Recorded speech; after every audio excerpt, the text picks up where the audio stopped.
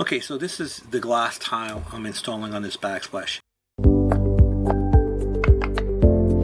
This is glass tile, and the reason why it has the plastic on the front. Okay, so this is the glass tile I'm installing on this backsplash, and it's actually fairly transparent. Some are more transparent than others. Some are more, some are less. Some are high gloss, some are more matte. But if you put the light on the back of this, you can see it's pretty transparent. So what that means, you want to make sure that you don't see the ridges of the thin set under the tile.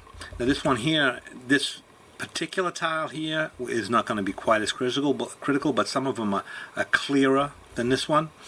Now, so what that means is, as you'll see in the video, I spread the thin set with the notch side of the trowel and get it all even, and then I'll use the back side of a trowel to flatten all the ridges down. I won't be removing any thin set, I'm just flattening the ridges. So that way when you set this tile into the thin set, the ridges will already be flattened, and you want to make sure you pick the correct size trowel for the purpose.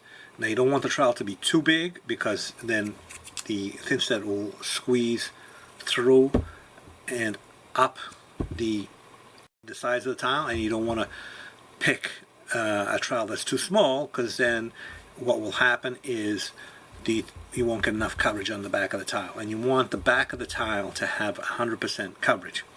So you're going to spread the thin set, then you're going to flatten it out, and then you're going to apply a tile, and you're going to push it in. I usually use a float. You can use a beater block.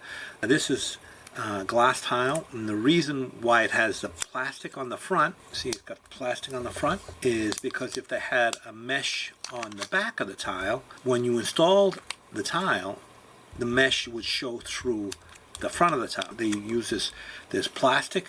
In this case it's plastic. Sometimes it'll be paper faced. It'll have like a brown paper on it to hold all the tiles together. And this one is stuck so well that I actually had to wait the next day to peel it off. I tried to peel it off after I'd installed it, and it was just starting to pull the tile off the wall.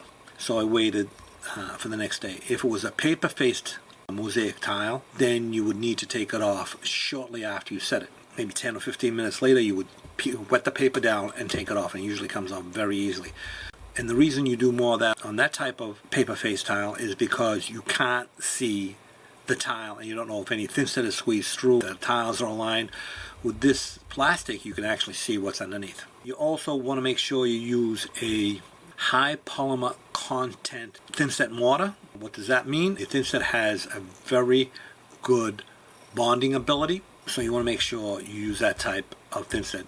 Usually it'll be an ANSI A118.15 thin set, but be careful that the thin set is actually usable for glass tile. Some of them are not. Most of them are, but some are not. And some are specifically made for glass tile.